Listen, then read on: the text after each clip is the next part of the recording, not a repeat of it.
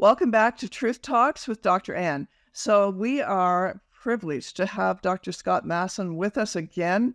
If you missed his first video on just basically education, academic education, his perspective, but also his trajectory in that endeavor, you really need to go back and watch that. But today, we're going to talk to Dr. Masson, and he's going to talk a little bit, well, hopefully a lot, on classical education, because that really is his passion, and he's got lots of experience with it. So welcome again, Dr. Masson. This is going to be an exciting opportunity.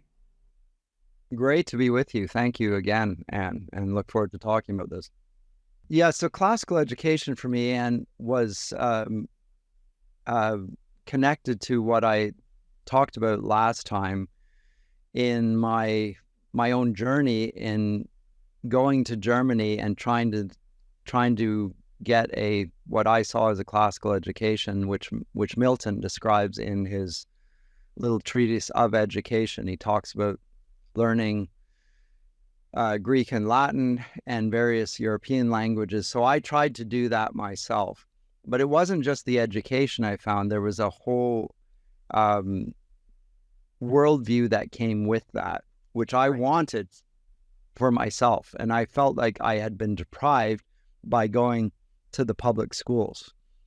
And so I was upset about that, and I was sufficiently upset to do something about it. And I spent years of my life trying to acquire a classical education for myself.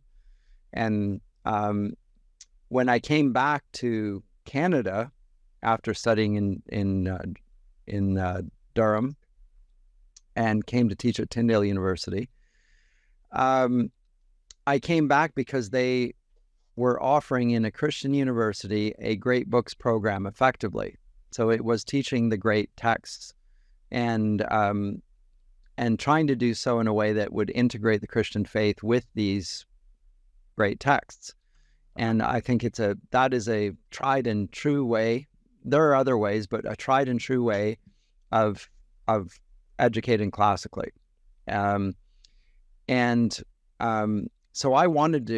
I thought I was joining when I joined Tyndale something in that of that nature, and I was hoping that I would be able to start classical schools here.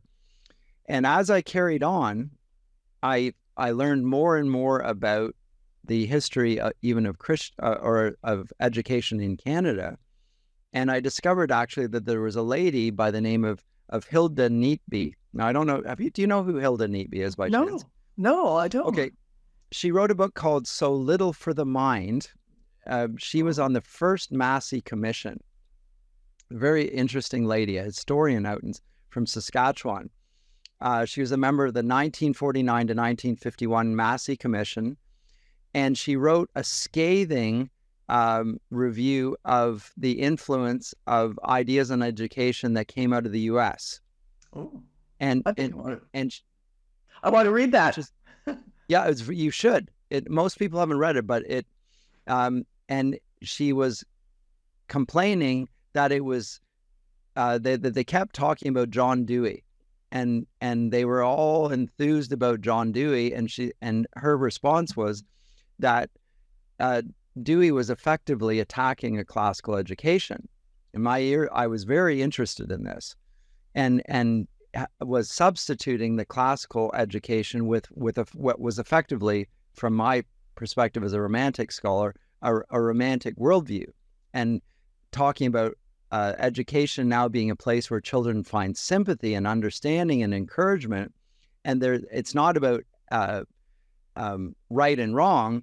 It's about being happy and being satisfied and being content and being accepted and included. That was the purpose of education. So it wasn't an educational purpose. It was more of a therapeutic purpose. So education was becoming more and more therapeutic and less about acquainting people with right and wrong and true and false and so forth. So that philosophy education, which she critiqued, she said that it's anti-intellectual. It goes against cultural, and it's opposed to the teaching of morality. It actually regards moral education as effectively non-education. It's not really a matter that is of interest to us as educators. And she said, this is just plain nonsense. Education has always involved training in morality, in right and wrong, and that very much resonated with me, because I'd read another book by C.S. Lewis called The Abolition of Man. And he complained about exactly the same thing. Was happening in England. They were not teaching that morality was connected to human nature. Morality was a thing that we have feelings about, but our feelings are not objective and real. They're just subjective, and they vary from person to person. Simply not true. And Lewis said that if that was our view, then we were already at odds with the whole of the ancient world, the medieval world, and even the 18th century world. This is a very new opinion. And so I'm finding reinforcement for my own sense of reading history that is actually what has just happened. So Hilda Neatby, in her book, again, it's called So Little for the Mind, and it's a critique of education in Canada, public education. This is back in the 1940s, and she's part of the Massey Commission. She was the only woman in that Massey Commission. Very interesting, a Saskatchewan historian. You should look her up. Very, very interesting. I'm going to do that. And just one thing I'm thinking about there, just in very simple terms, simplistic for me, this whole your truth is your truth, my truth is my truth, got spurred all out of that. So that was 1949.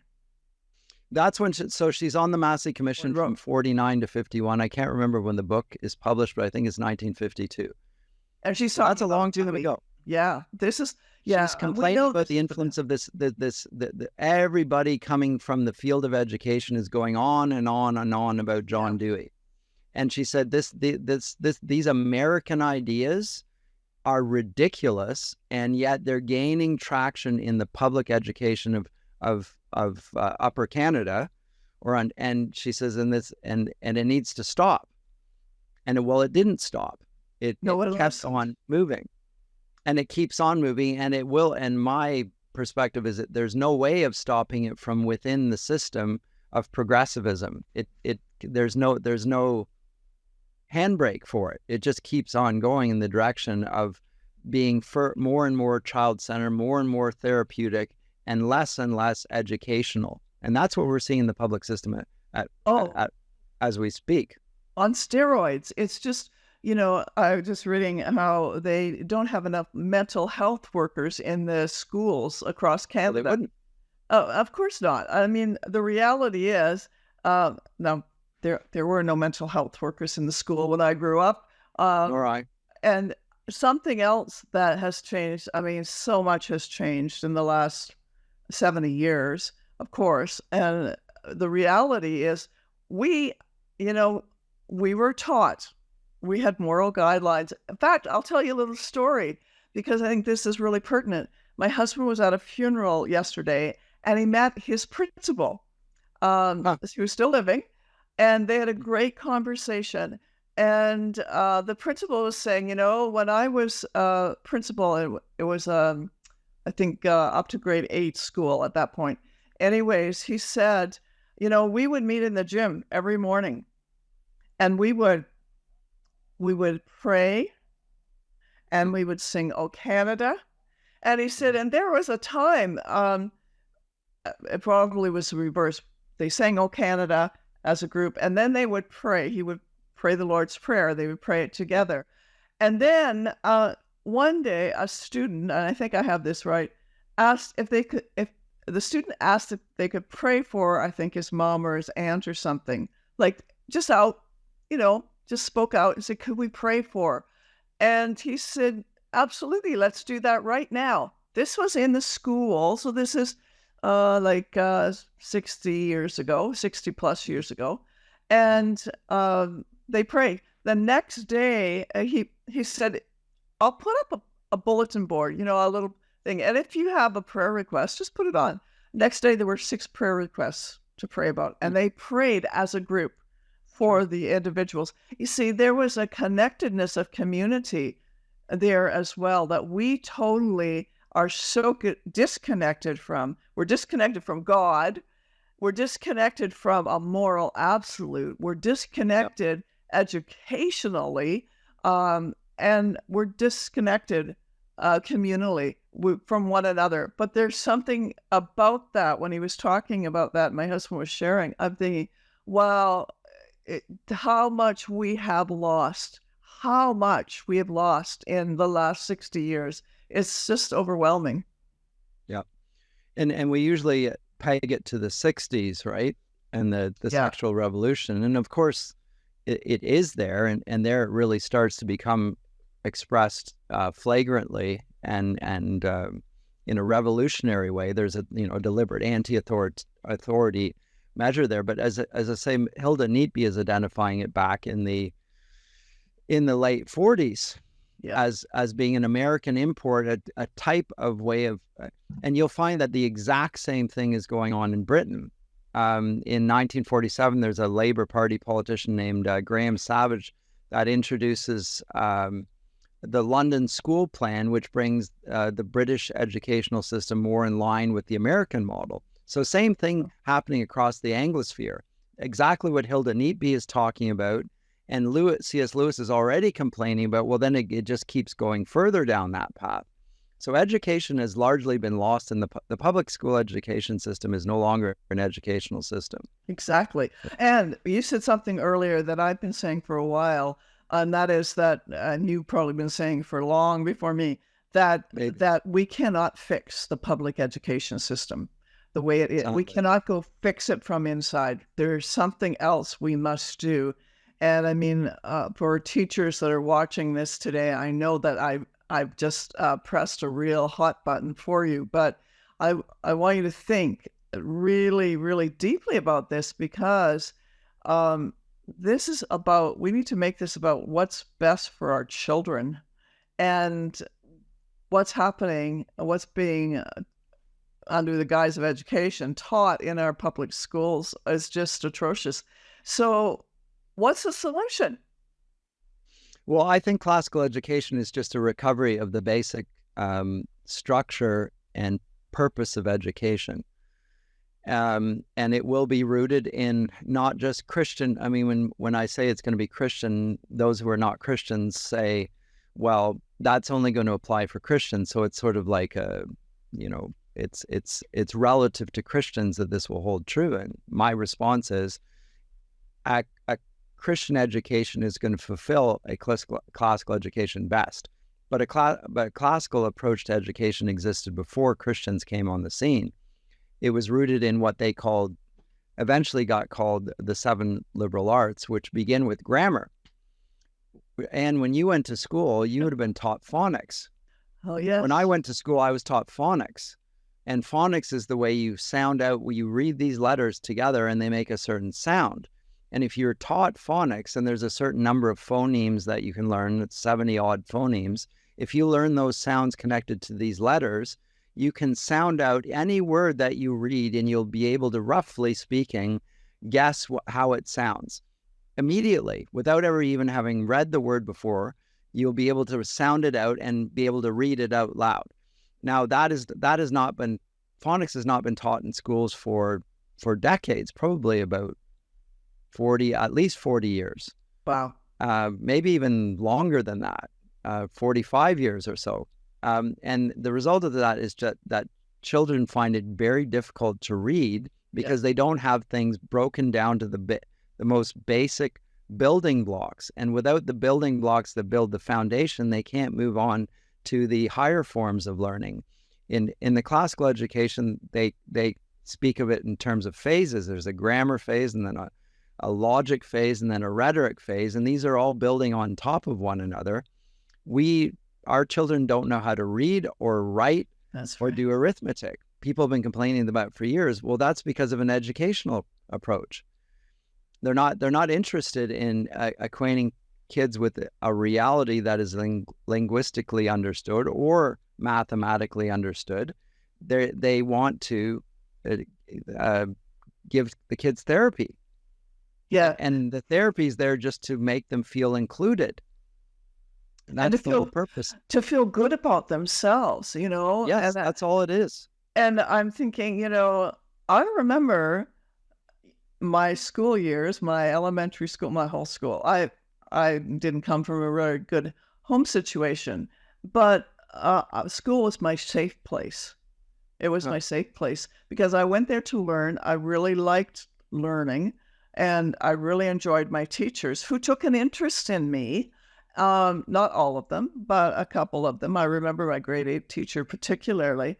And I mean, it wasn't therapeutic in one sense, but it was in another. She was just interested in my learning, not about my personal life. And if I had have told her what was going on in my home, she would have become very interested very quickly. I know that. But the reality is that she was there to teach and to teach well. And because she was able to do that well, we really connected. And I think, Yes. children miss all of that. And it was that teacher and a couple others who really inspired me, even though I did not go on to higher education until I was in my second marriage. But I mean, the reality is I loved to read. Mm. I just loved it. It created a passion in my early years. And it's because exactly what you're saying. I find I don't sound things out as well at this age. I don't know what's going on with my brain this age, I think. But what you're saying is right on because we were taught It's acquainting people with a certain stable reality that is outside of themselves that they can trust will be there, and it's not going to change based on how they feel. It's not going to change on how their parents are treating them or mistreating them. It's still there, and they can have confidence in that. And that, of course, that has a therapeutic effect because it means that they're not anxious about things. But if everything's dependent on their feelings and we're going to decide that the whole world is going to fit around my feelings, well, then I'm stuck in if my feelings are all over the place, then that means the whole world is all over the place and there is no stability. Well, that just makes me even more nervous. Well, and that's why we have the mental health crisis. Scott, We genuinely do have these mental health crises. They're very real. yeah, I've been saying to people that we've created the greatest mental health crisis the world's ever seen. And our children are the ones who are the victims of that. But I never thought until I just got talking about my own experience of going to school. I've always known it was a safe place for me. I felt safe at school, and learning itself felt very safe for me because my home situation was absolutely chaotic. But what you're saying there, like, I just think that people need to hear this, that we didn't need mental health people in the school system because the school and education itself and the teachers actually were very safe. Healthy. It was a healthy place to be. So when I came there, even though I could have left the most horrendous situation, and most often did, I came to school and it was like I was able to put that behind me so that I could actually learn things. And so what we're doing now, wow, I think I've just Jordan Peterson's wrote a book about the antidote to chaos, right? And it's about the rules of life. Yeah, but really what the rules of life are, they're just acquainting with you that your habits should fit with an order. The order is already out there and you need to act in accordance with an orderly universe because it is basically orderly. Even if your own domestic situation is chaotic and disruptive and even abusive, that doesn't mean that there is no order out there. You need to recognize that there's order and you need to live in accordance with that order because that will make your life, you'll be able to escape the traumatic situation you're in right now. But in education, they've moved away from that. So of course, it destroys all the children to some degree, but those who are actually come from situations of domestic violence, abuse, whatever, it offers them no refuge. It's just more of the same. And of course, those are the kids that tend to break.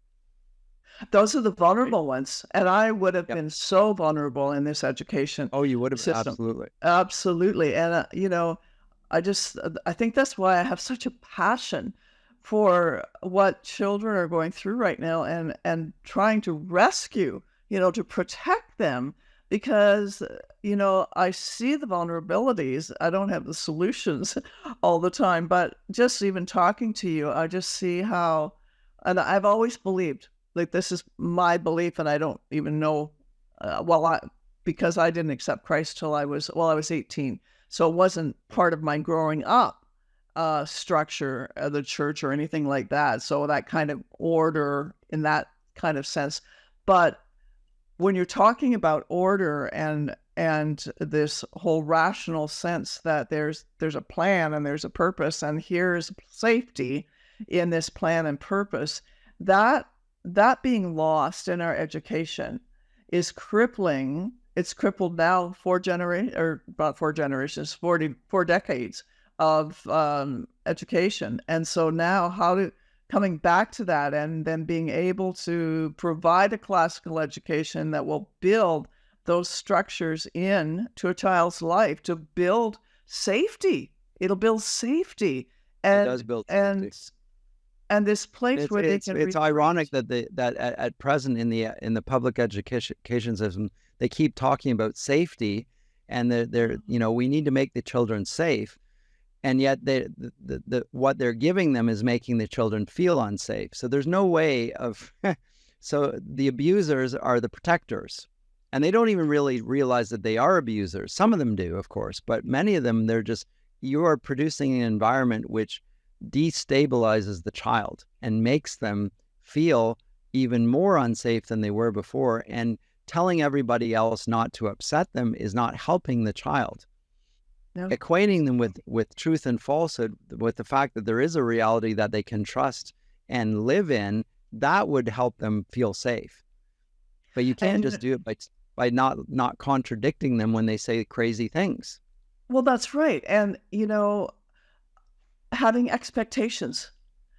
Teachers having expectations. There's a guideline. There's a certain expectation for each child. And not every child is intellectual, right? The expectations aren't about you have to do this way. It's about how can we make this into a learning experience, and that the expectation is that you will complete it, that you will do your very best. You will graduate. You'll go up a gradus in Latin is a step. You go up a degree, you go further and further up, you go up the steps, and then you reach the top step and you graduate, you move on.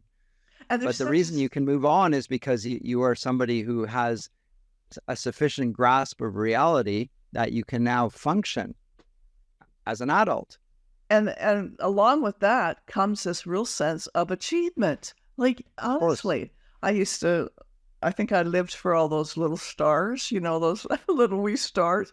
I mean, I probably was a people pleaser, right from my earliest age, but at the same time, I really, really wanted to learn. And so I think we're doing such a disservice, because children have, I think, an underlying desire to learn. I mean, they love it.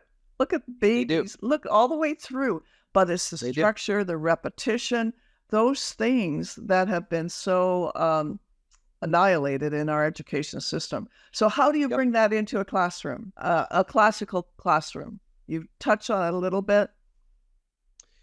So it's not the way you might think that it begins. Well, let's start with the foundation, and then we keep on building that, and then the child adds what he or she wants in accordance with the sort of things that they like. It's more that you have an idea of what the ideal person is to begin with, and that ideal person, from a Christian vantage point, is Christ. Your aim is to make people be Christ-like in their character and in their knowledge and in every attribute. And so obviously you're not going to succeed in this because of the problem of human sin. But it's still, what would that look like if somebody was to be a human being acting like Christ? Well, they would have certain character attributes. And so we can encourage those in the classroom. at all times. You are to act like Christians. That we can see. But what would it mean in terms of knowledge? Well, it would mean to have a firm grasp of the reality that God created around us. And we can understand that reality in two ways. We can either understand it through words, or we can understand it through numbers. And because those are the two basic ways that we determine truth and falsehood. We can talk, we can make logical fallacies, we can make truthful statements. Those are the linguistic ways. In terms of numbers, well, basically it's just mathematics. It's equations. 2 + 2 is always 4. It can't be 5. That's not white math, as the crazy slur that we hear. Even in the sciences, it's creeping into the universities now. In the sciences as well, they're starting to question mathematical truths. But we would acquaint them with reality in that way, and with the idea that at the end of that, the person who is well educated will have a firm grasp of reality through numbers and through words, and weave the disciplines together and connect Christian character to it. You will get a fully functional adult who will be, in some ways, a master of his or her sphere. And the sphere is very small. It'll probably be the home, the domestic sphere. But some will be able to go beyond that. And that's very important. If you can master your home, the children in your home, you create a stability in which they can grow up and be educated and nurtured. And that will mean that they are able to flourish in life. Right, with that certitude around you, you're gaining mastery or dominion over that little sphere of which you have control over, and then you can go on to that to go into the realm of business and civic life and so forth. But it builds from a circle of dominion out further and further to express dominion even over cities and perhaps even nations. The child in your home may be a future Prime Minister of Canada. Well, they're only going to be able to do that if they have mastery over themselves to begin with. They have to control their own emotions. They have to control their own minds. They have to be able to understand. I'm thinking about our Prime Minister. Anyways. I know. Oops. Don't do that. Yeah, that's okay. I digress. But you're right. Everything that you do then builds. One thing builds on another. And if you don't have the building right through the whole process, then you don't graduate, so to speak. You don't graduate. So you have to master yourself first of all. If you can't master yourself and control yourself and be able to relate to other people in a way that shows self-possession and a respect for other people and an ability to love other people, then you're never going to be able to run your own household, let alone a business, let alone a country. If you can't get up in the morning and go to bed at a certain time, and you can't prepare meals for yourself, if you can't keep yourself physically fit, if you can't relate to other people without getting into quarrels, then there's no way you're going to be able to govern other people. You have to be able to govern yourself first of all. And a classical education is teaching you the principles of self-governance, which you're then going to apply in more areas where you have greater responsibility. But again, because it focuses on what a human person is ideally, which we know in Jesus, this is the model, this is what we're like, then we can start to govern ourselves and live godly, harmonious, blessed lives of grace and love, characterized by those things.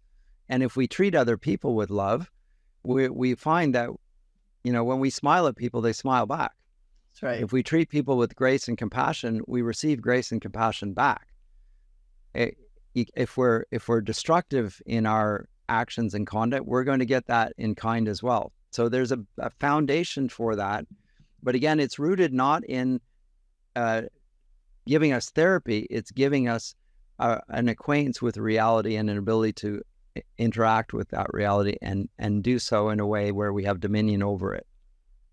I think it's been phenomenal just listening to you talk about this. This will be our last question.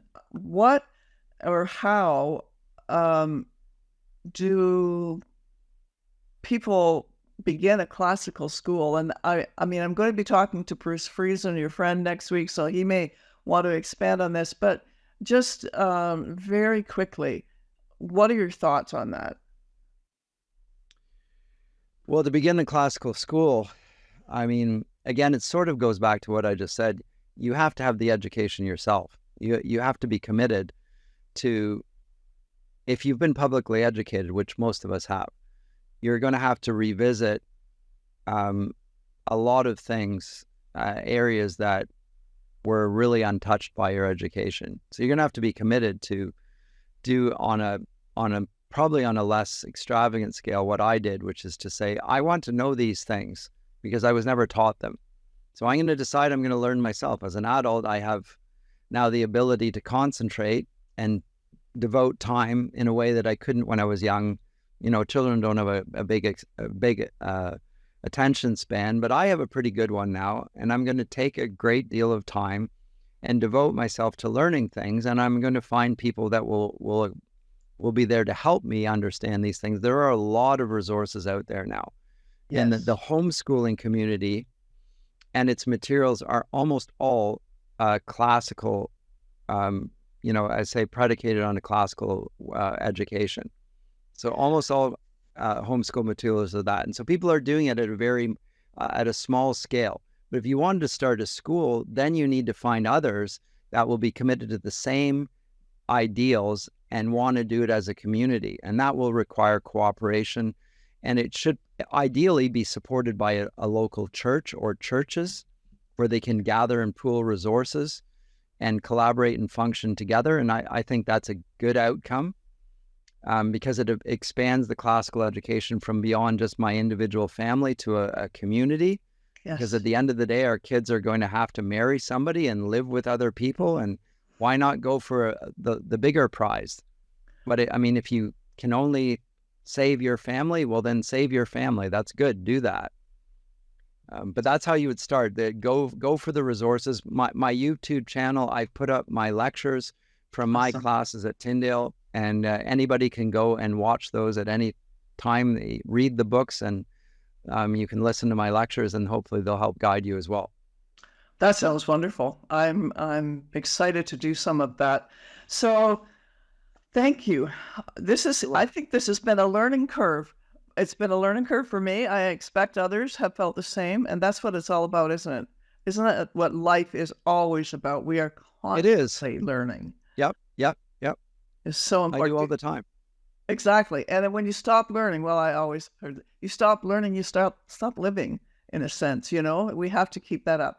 So I want to thank you, Dr. Masson. And I think as time permits in the future, hopefully you'll be able to come back on and talk more about this because it's such an important subject. Thanks a lot. Thank you. Thank you for joining us today. I hope you enjoyed, and more than enjoyed, I hope you really take away a lot from Dr. Masson's interview, and that you will think very deeply on the whole issue of education and what's happening in our public system, what could be the antidote to that in classical education, as he talks about that.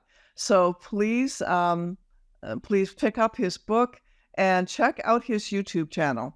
And we'll see you again next week.